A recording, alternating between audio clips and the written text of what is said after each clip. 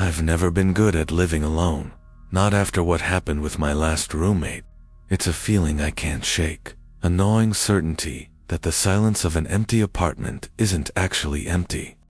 It started subtly, a feeling of being watched, but it was my roommate, Marc, who really set the stage for the terror that followed.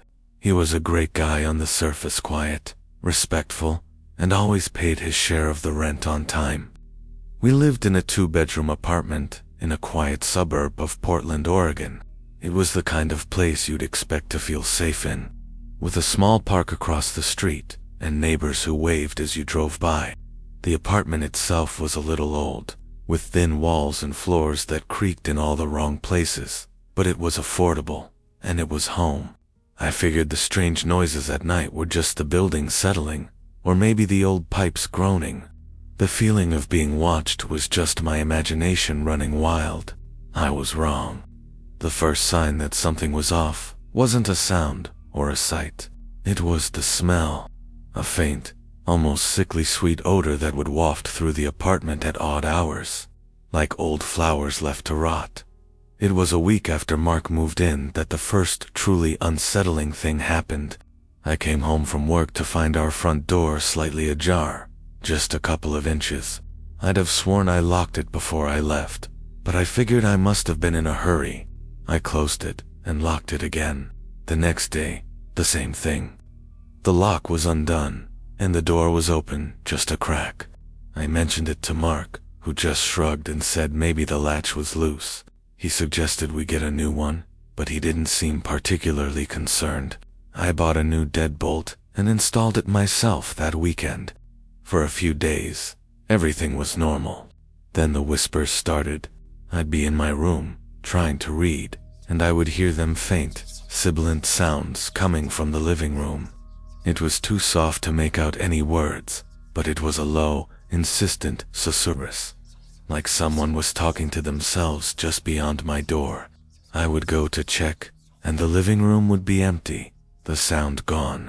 I asked Marc about it one morning at breakfast, and he just looked at me with a kind of blankness in his eyes. He said he hadn't heard a thing. I started noticing other small things. The books on the shelf would be moved. A coffee mug would be sitting in the wrong place, and the shower curtain would be pulled open when I had left it closed. I found a small, intricate carving of a bird's skull on my bedside table one morning, something I had never seen before. When I asked Marc about it, he just stared at it for a moment, then said, "Must have been something you bought and forgot about." I knew I hadn't. The feeling of being watched intensified. It wasn't just a general unease anymore. It felt specific, like someone was standing in the doorway of my room, just out of my line of sight. I started sleeping with the light on. I began to hear Marc moving around at all hours of the night. His footsteps were light, almost a shuffling sound, and they always stopped right outside my door. I'd listen, my heart hammering in my chest, and wait for the sound of him walking away. The worst part was the stillness that followed. It wasn't just the absence of sound. It was an unnatural quiet, as if even the old house was holding its breath. The whispering came back, sometimes from the walls themselves, and I could almost make out a word: stay. One night, I woke up to a different sound. Not a shuffling, but a slow, deliberate scrape, like a fingernail dragging across the wooden floor. It was coming from the hallway, just outside my door. I held my breath, listening, and the sound repeated itself, closer this time. I looked at the digital clock on my nightstand. It was 3 a.m. A few moments passed, and the scraping stopped. Then, the doorknob to my room slowly, silently, began to turn. I watched it, frozen in terror, as it rotated counterclockwise. The door wasn't locked. I had forgotten to do it that night. The knob stopped turning, and for a long moment, there was nothing. Then, a low, guttural breathing sound filled the silence from the other side of the door. I could hear it, wet and ragged, as if someone was struggling to pull air into their lungs. I pressed my back against the headboard, my eyes fixed on the door. The knob began to turn again, this time clockwise, as if being turned back, and then, slowly, the door began to open. I could only see a sliver of the hallway, illuminated by the dim light of the living room, but I saw enough.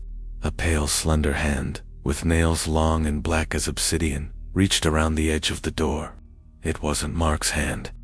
The hand was gnarled and too long, and it trembled as it came into view. Then, a face peered around the door. It was a face I didn't recognize. A gaunt face with sunken eyes and a lipless mouth that was stretched into a silent, horrifying smile. I screamed, a raw, primal sound that tore from my throat.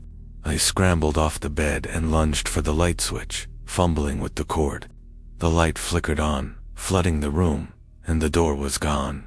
Not just closed, but gone. The wall was solid, painted the same shade of off-white as the rest of the room, with no sign of a doorway. The breathing was gone, the scraping was gone, and the sickly sweet smell was overwhelming. I ran from the apartment, not even grabbing my wallet or keys, and I never went back. I called Marc's phone, but it went straight to voicemail. I called the landlord, who said Marc had been gone for a week, that he had never even moved in. They showed me the empty lease application only. My name was on it. I've tried to rationalize it all. The door was always there. I just imagined it. The hand, the face, the smell, all a hallucination brought on by stress. But the day after I left, the police found a small carving of a bird's skull on the front porch of the apartment. They said they didn't know who it belonged to. I do. It was a final, chilling whisper from an entity that was never a roommate at all.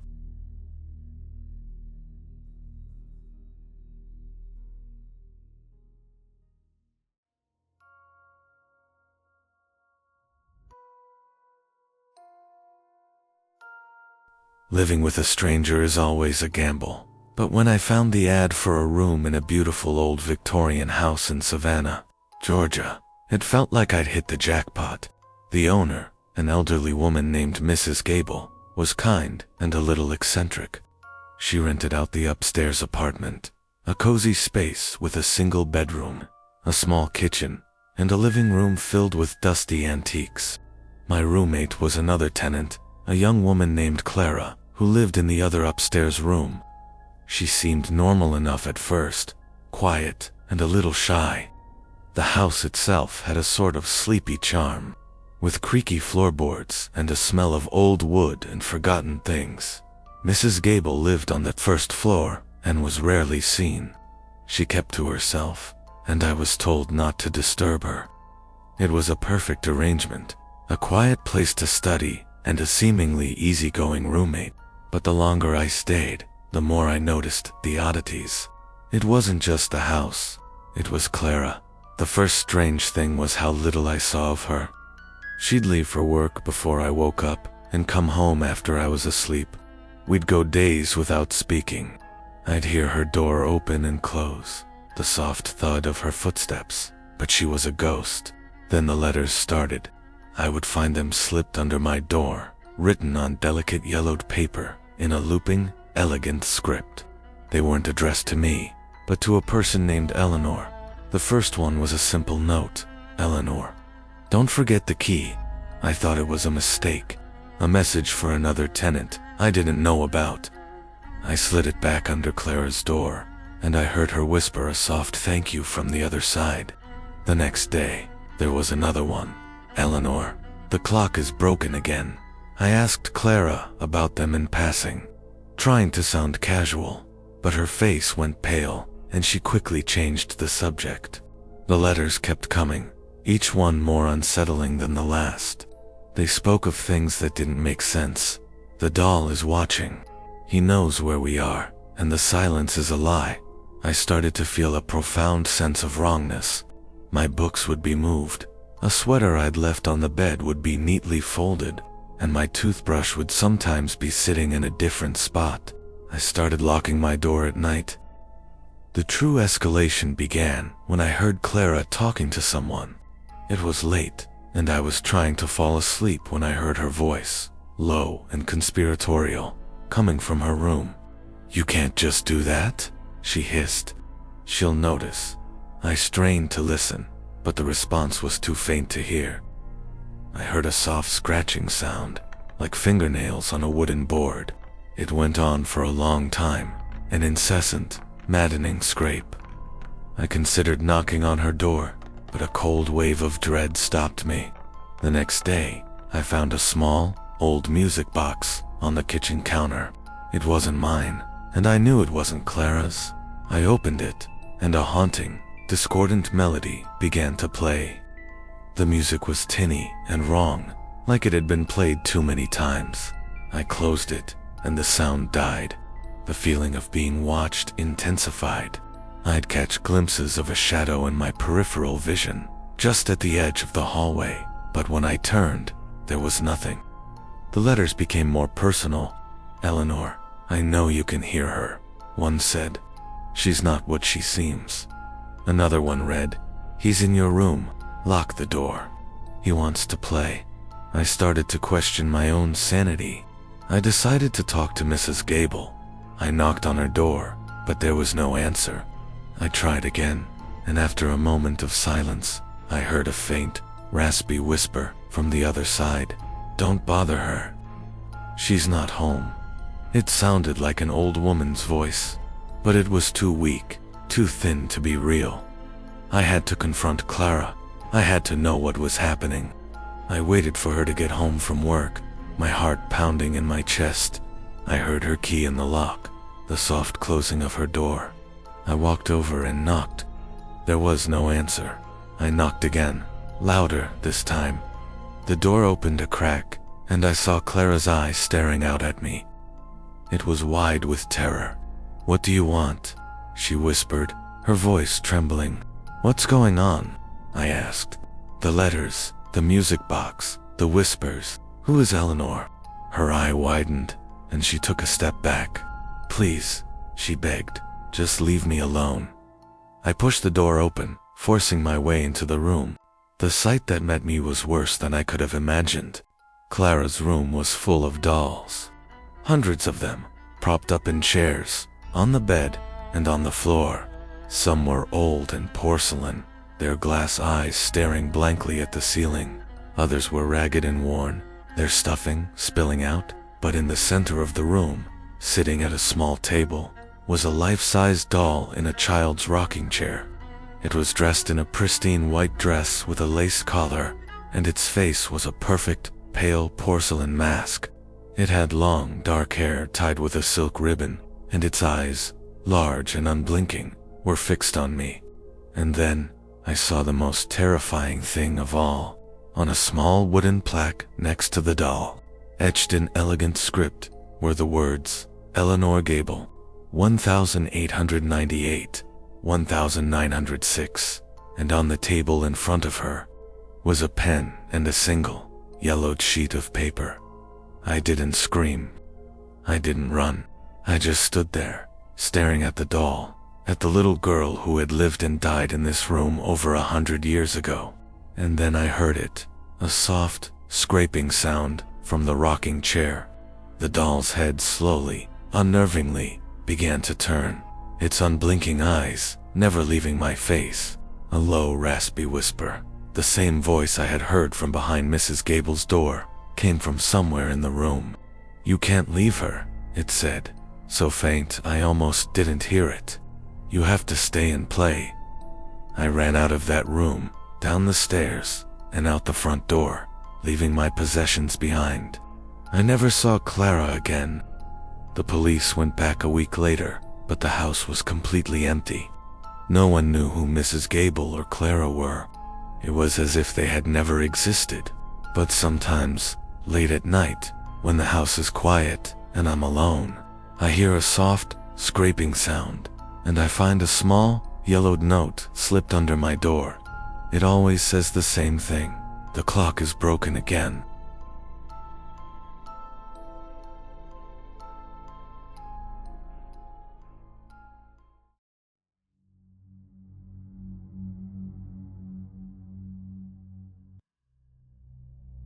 The old apartment building in Boston, Massachusetts, was a place with a history.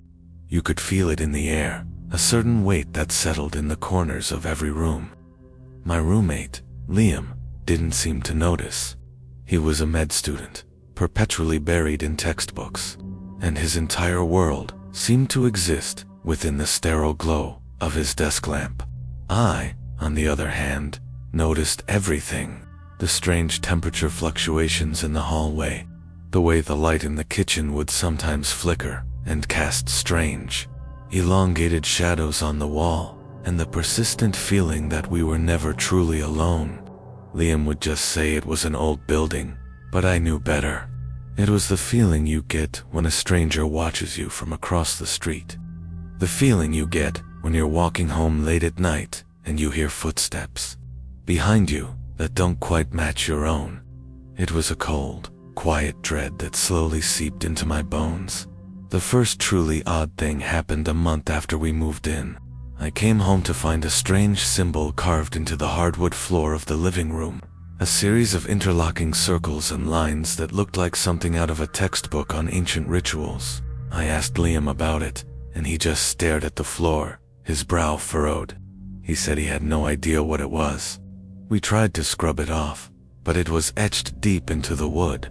After that, the cold spots in the hallway became more pronounced, and the temperature would drop by 10 or 15 degrees as I walked through. The lights in the kitchen would flicker so violently I sometimes thought they would explode. I started hearing sounds from Liam's room, low whispers, and sometimes a soft scratching, like nails on a blackboard. When I asked him what he was doing, he'd just look at me with a blank expression and say, "Nothing." But the sounds would continue, a low, relentless susurrus that seemed to burrow into my skull. It wasn't just a simple scratching. It was a rhythmic, almost hypnotic sound. The strange occurrences escalated. I'd come home to find my keys missing, only to find them later, arranged in a peculiar pattern on my bedside table. My books would be rearranged on the shelf, and I'd often find a single page from one of them torn out and left on the coffee table. The page was always blank. I started to notice that Liam was changing. He was spending more and more time in his room, and he started to develop a strange, nervous twitch in his eye. He was also becoming more withdrawn. He stopped eating with me, and I'd often find him in the living room, sitting in the dark, staring at the symbol on the floor. I tried to talk to him, but he'd just shake his head and tell me I was being paranoid.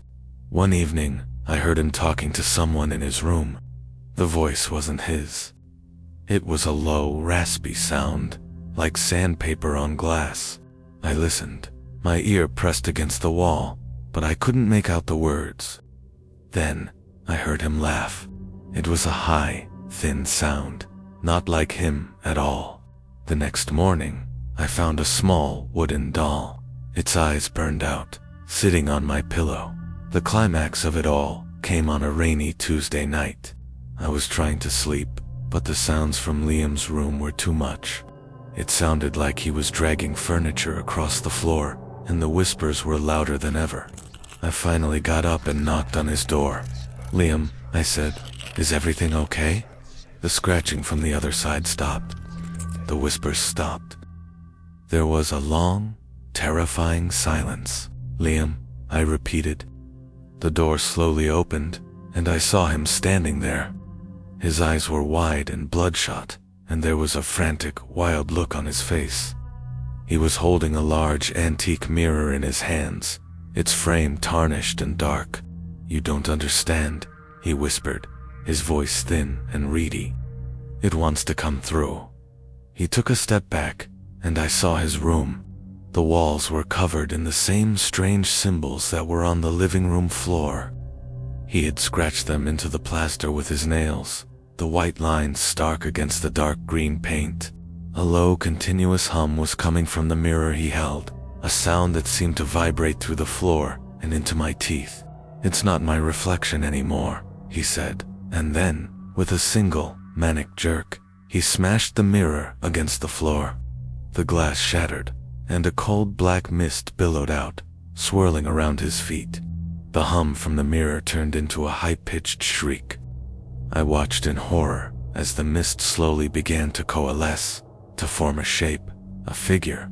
It was tall and thin, with long, spindly limbs, and it had a face. A face I couldn't make out, but I felt its presence, its hunger.